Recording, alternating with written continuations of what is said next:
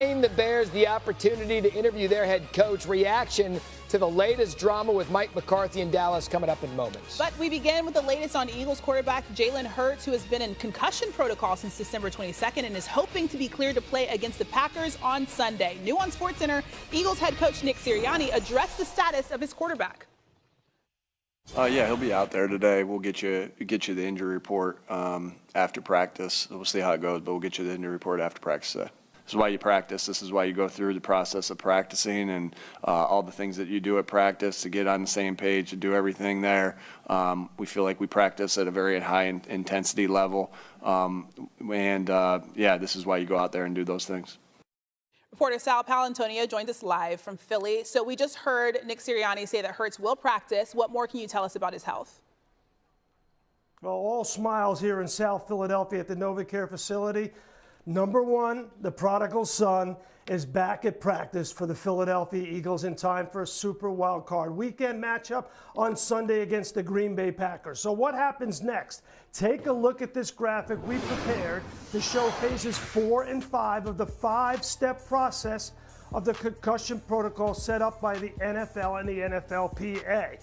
Jalen Hurts is somewhere between number 4 and number 5. You see number 4 player continues cardiovascular training, throwing, catching, running, and other position-specific activities. And then after practice today, goes through neurocognitive imbalance testing. Should be completed no later than the end of phase 4 with the results interpreted back to his baseline test results.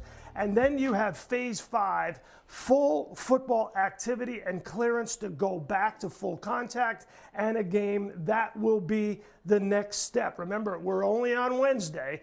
This is the first practice that Jalen Hurts has had since he suffered the concussion against the Washington Commanders, that helmet-to-helmet hit by linebacker Frankie Luvo in Washington that knocked him out 12 snaps into that football game 3 weeks ago. First practice here on Wednesday, then Thursday, Friday, then there'll be a walkthrough Saturday, and they have the late game on Sunday. So they have a lot of time to get him acclimated to full game speed.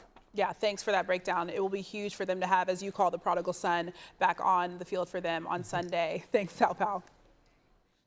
Shall we keep it NFC East? Cowboys coach Mike McCarthy's contract expires today, but Dallas does have an exclusive window. They do have an exclusive window to negotiate with him until the 14th. With the coaching carousel in full swing, the Bears requested permission to talk to McCarthy about their opening. And owner and GM Jerry Jones on Sunday seemed okay with the idea then. Take a listen to what he said Sunday. Then I would say, go talk. I really would. Go talk. I just let Zeke do that. I don't want anybody here. That's not healthy to have somebody around that wants to be someplace else. Really, it's not. All right, actions speak louder than words. You take a look at this tweet from Adam Schefter. The Dallas Cowboys denied permission of the Chicago Bears to interview their head coach, Mike McCarthy. So Jara says one thing Sunday, perhaps a change of hearts as the contract expires in an exclusive negotiating window. So what do you make of Dallas's decision to not allow Mike McCarthy to speak with the Bears, even though it sounded like Sunday he'd be allowed? I got to imagine this is the plan to have him back. It's like they put the franchise tag on him where only they can negotiate and get him to be able to get under contract. I just don't understand what the heck is going on in Dallas. You had all of last offseason to sign McCarthy to an extension. Throughout the course of this season, they haven't committed to him. And now he has an opportunity to what Jerry just said, to go talk. The same thing he did for Ezekiel Elliott, and you deny him to do so. So I would expect if you're going to do that and you're the Dallas Cowboys, then within this next week, we should hear an announcement that an extension should be done, multi-year one. If I may, is it possible that Jerry and the Cowboys were almost waiting to see how coveted their head coach is and saying, well, wait a second, if franchise A, B, and C want him, then maybe we have the right guy all along. The same thing you do in a relationship. That's sometimes right. You think you found the one, and then next thing you know, you're unsure, and then a lot of other people want her, and you say, you know what, I will go ahead and give her the ring. So maybe that's the next step. But for Mike McCarthy, this is chaos. Like, as a head coach, and you're trying to lead men and do it the right way and win football games, you try to do it without the circus around And I said it yesterday on SportsCenter, there aren't that many Super Bowl winning coaches just hanging around with the young quarterback and a good core on offense. It seems that it would probably be the right thing thing to do unless you know for sure who you're bringing in is going to lead them to a better opportunity. I would agree, but if you're going to bring him back, have an entire plan in place. We all talked about it last March when free agency went day by day by day, and the Cowboys made absolutely no move. The product that they had on the field this year wasn't good enough, even before Dak went down with the injury. So if you're bringing Mike McCarthy back or you're bringing Zimmer back, you're bringing the whole crew, you got to add some more talent in this roster. The now infamous comment from Jerry Jones last offseason, all in. All in. Yet there were a lot of places on their roster they weren't all in, and it cost them this season. You'll be with us all day. Perfect. It wasn't just a graphic. That was a real person doing it. Through the AFC portion next hour. 3 wild card games in the NFC this weekend. Give me what you're keeping an eye on closely, starting with that Commanders-Bucs matchup. Well, I'm looking at the rookie quarterback, Jalen Daniels, who we just talked about. Could he get the Commanders their first playoff win since 2005? He was just 5 years old when they won that playoff game. They already matched up in week 1, but he is not the same quarterback. Look to see him get the ball to Terry McLaurin often and early on in this game. That last matchup, he was held to just 2 catches. He's going to find his guy this weekend. All right, from that game, we head on over to the Minnesota Vikings and Sam Darnold. Guys, don't give up just yet. Sam Darnold will bounce back this week. It was a huge game, and like Coach 30 would say, the moment got too big and he peed down his leg. But it's another week. We're moving on past that one. He's not going to see the same level of pressure that the Lions brought. I think Sam Darnold has a big game against those Rams. All right, from that one, let's finish strong. A.J. Brown, hearing that his quarterback is getting healthy, he'll be at practice. How do the Green Bay Packers decide to defend him? Do they roll a safety over top and take a guy out of the box with stopping a run against Saquon Barkley? Or do they let A.J. Brown go one-on-one on the outside without Jair Alexander as a cornerback in that lineup? This is going to be a fun one to watch. 119 yards and a touchdown in their first matchup. Yep. So he has confidence playing the Packers. Absolutely. Will that come to fruition again this weekend? Around some news, he joined us now.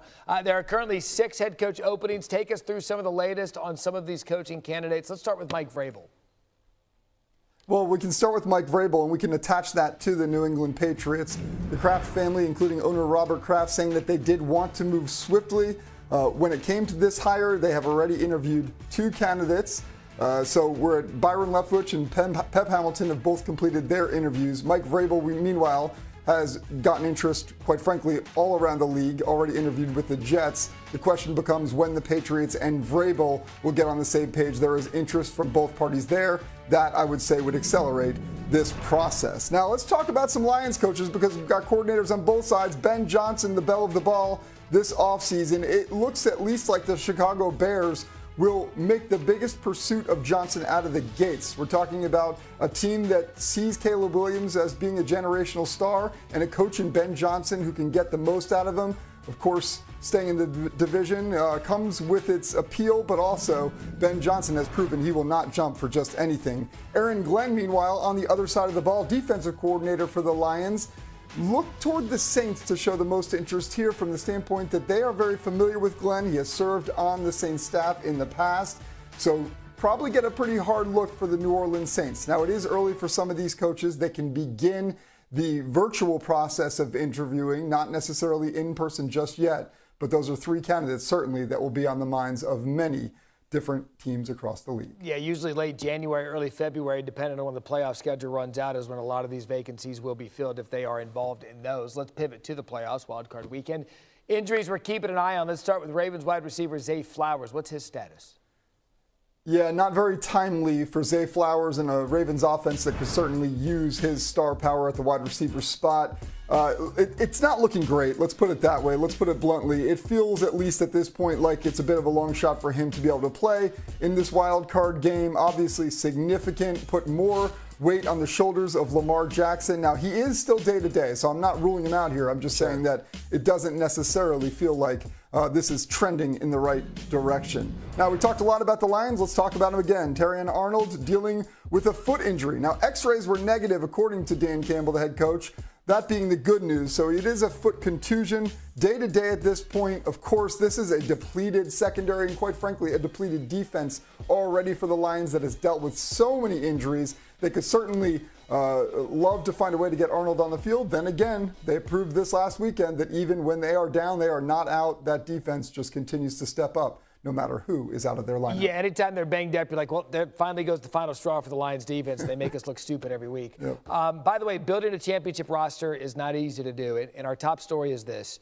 You are the champion of the world-renowned ESPN War Room Fantasy Football League. You know. I mean, it's funny that the trophy is right there because the trophy travels with me, actually. Oh, would you looky there? The trophy. That's coincidental. You know what? Let's do this, Matt. Let's show what's more important here. Okay, let's take the little lady down. Oh, wow. And let's put the fantasy football trophy where it belongs, right there on the bookshelf. Are there any other not-so-subtle flexes you want to do while I have you, or are you good? No, I just don't know what I'm going to do with this now.